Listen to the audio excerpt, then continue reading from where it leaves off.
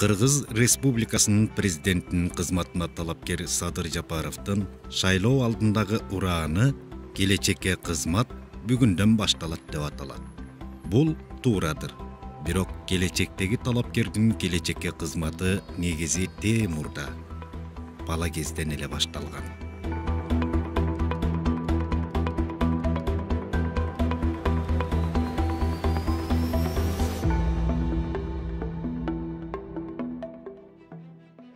Кыргызстанда акыркы 15 жыл ичинде эл 3-чү жолу толкуду. Бийликке келгендер өткөндөн сабак алганды такыр билбей койду. Эгерде өлкөдө жалпысынан адилеттүү жашоо болгондо, мансаптуулардын анча-мынча кыңыр иштерине көзүн жумуп койгонго да кайыл эле. Митингге чыккан кыргызстандыктар бул жолу бийликке өзүлөрүнүн ою боюнча мамлекетте адилет башкарууну орнотууга жөндөмдүү саясатчыны алып келишти.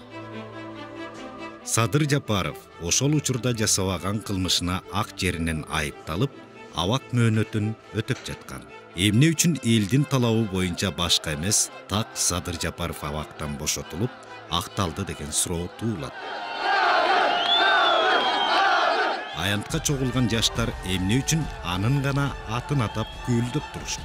Анткени ал абакта отурса да, темир тор артына түшүп калган жаштарга жардам берип жүргөн. Алардын көпчүлүгү ар кандай себептерден улам апелляциялык арыз же ишин кайра кароо боюнча талабын администрацияга даттануусун же жактоочуга арызын жаза алышкан эмес. Көптөгөн кылмыш иштери ойдон чыгарылган же адамдарды эркинен ажыратууну талап кылбаган иштер эле. Садыр Жапаровдун саясий платформасындагы убадаларынын бири укук коргоо органдарынын укуктарын чектеп, Кылмыш жазык кодексиндеги айрым статьяларды кылмыштуулуктан ажыратуу жөнүндөгү убадасы мына ушул жагдайдан улам келип чыккан. Башкача айтканда, ал айрым майда барат кылмыш жасаган адамдарды абакка отургузуунун ордуна аларга жазалоонун экономикалык же башка формаларын, мисалы, айып пул төлөө же коомдук иштерге чегерүү сыяктуу жазаларды колдонууну сунуш кылууда. Адамдын жан дүйнөсү адилетсиздиктен канчалык азап тартаарын аны жон терисинен өткөргөн гана адам билет. Эгерде эркинен ажыратылса, андай азаптын ого өтер чеги жок болот эмеспи? Уудуу кептер адамдарга бат тарайт эмеспи? Ошондуктан мамлекеттин башчылыгына кимди көрсөтүү керек деген маселе келип чыкканда, ага ким татыктуу экени көпчүлүктү түк ойлондурган жок. Элдик талапкер адамдарга пайда көрөйүн деген ой менен жардамдашкан эмес. Ал жакта кайдагы пайда дейсиң? Болгону мүнөзү ошондой күйүмдүү эле. Аскерде же абак жайларда адамдын мүнөзү кандай, максаты эмне? Бир жолу эле билинет эмеспи? Садырдын кадыр баркы элге жардам берүүгө дилгирлигинде болду. Элди алдай албайсың. Эл кимдин ким экенин дароо эле билип коет. Аны бул эрежелерге тээ бала кезинен эле атасы тарбиялаган. Анткени а киши өзү да турмуштун не бир азап тозогун көргөн, бирок жакшы атын кылган иштери менен сактаган нарктуу адам эле. Атасы балдарын адилет, чынчыл жана адамдарга дайыма ачык болууга тарбиялаган. Жылдар өттү. Ата-энесинин көздөрү өтүп кетсе да, алардын балдарына берген таалим тарбиясы текке кеткен жок. Келген коноктор же туристтер болобу, кыргыздардын абдан меймандос, бейил экенин, сабырдуу эл экенин көп ирет белгилешкен. Кыйынчылыкка чыдамдуу, мыйзамды сыйлаган калк деп айтышат. Тарыхый өңүттөн алганда, кыска эле убакыттын ичинде кыргыздар 3-чү жолу бийликти алмаштырышы алардын мыйзам боюнча жашагысы келбегенин билдирбейт. Тескерисинче, депутаттар менен аткаминерлер кабыл алган ошол мыйзамдар деги эмне болгон мыйзамдар, алар кимдин кызыкчылыгына иштеп жатат.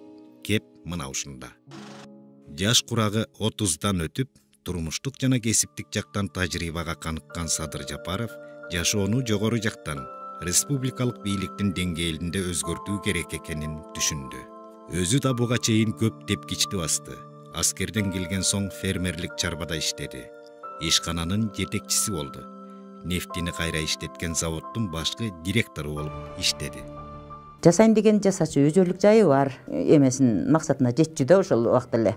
Анан боорукер, аябай боорукер болчу. Кайрымдуу болчу. Бирөөнүн бирдемеси жок болсо да өзүнүкүндө жок болуп турса дагы ошого берип койчу да, берчү мынакей деп могу деп анан Ал жашоонун адилетсиз экенин дайым эле сезип келген. Карапайым адамда укугу да, мүмкүнчүлүгү да жок. Бир да ишин парасыз бүтпөсө, эл өлкө күндөн күнгө жакырчылыктын сазына батып баратканына да, бийликтин жоопкерчиликсиздигине да кейиди. Мындай жашоонун ырахаты болобу? Келечеги барбы?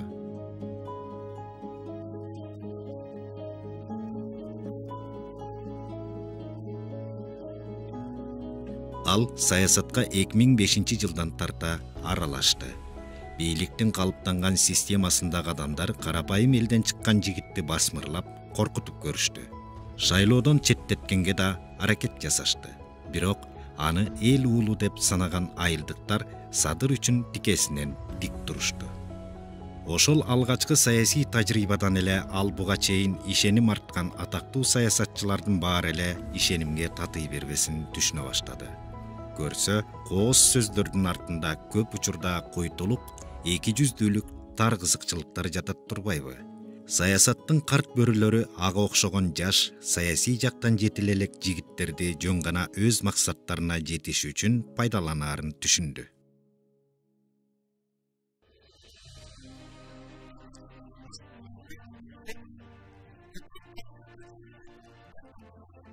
Ал кандай күн болсо да өз туруктуулугун өзгөртпөдү.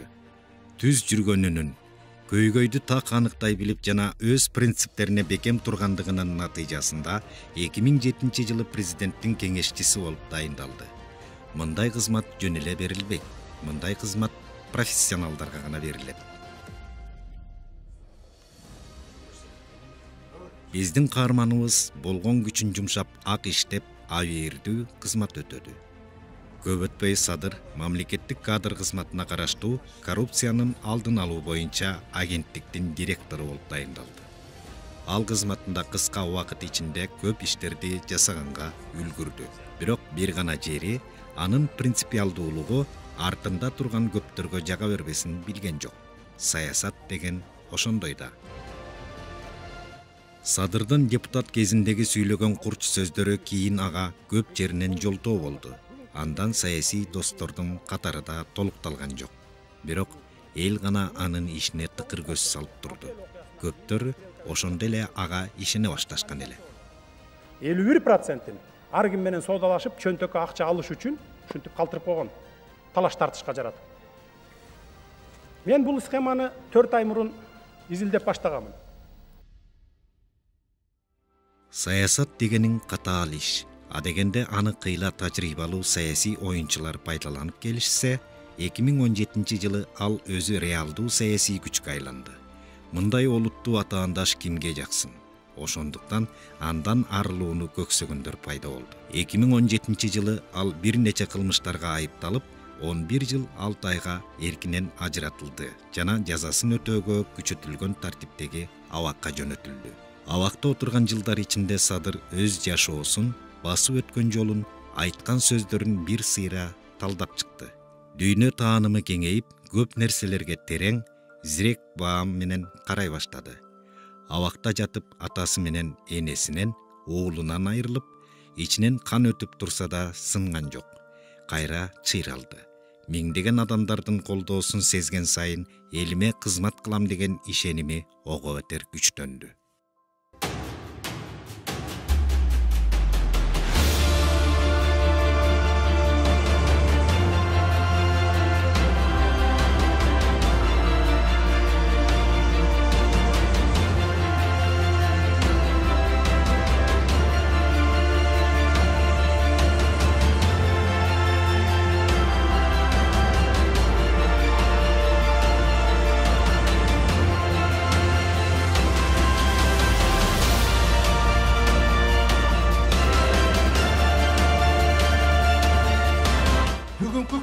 Mamleketimizde baş mizanının özgörtülüşü bu aktualdуу mesele. Oşonda эле mezgildin talabı. Pensioner менен жашайт деп эч кандай пособия берилбейт. Başından eteğine çeyin, uşu birliklerine karşı çıkıp жүрүп жаман көрүнгөн insan. Жана коррупциялык деген жолдор менен, депкорлук менен айлакка түштөп айтат. Бир эле колхоз көптөгөн жерди барып басып алып, элге жер бербей өзлөрү иштетип атышат. Ошол туура эмес да. Suğa aybay kıynalamaz. Кыргыз ушул спортсмендердин көйгөйүн, жаштардын көйгөйүн, караколдун көйгөйүн эске алып койсоң. İnan yapamam, şaraitim yok. Paramı çıkarıştık için adam polisi çok. Две девочки остались сиротами. Вынуждены ходить по квартирам. Я как вице-президент Дунганской диаспоры почетный, все Дунган за вас пойдет. Эми жашоосунун күрдөөлдүү саясий этабын басып өткөн биздин каарманыбыз лидер болууга даяр экенин, мамлекеттик иштерди бүткүл элдин кызыкчылыгында чече алаарына көзү жетти. Анын мындан башка максаты да болгон эмес. Болгону жаш кездеги тажрыйбасыздыктын ыкмаларынын артта калган эле болду. Андыктан саясий даанышмандык катардагы адамга түшүнүктүү максаттар жана өлкө кызыкчылыгына иштей турган реалдуу иштер биздин каармандын жашоосундагы негизги принциптерге айланды.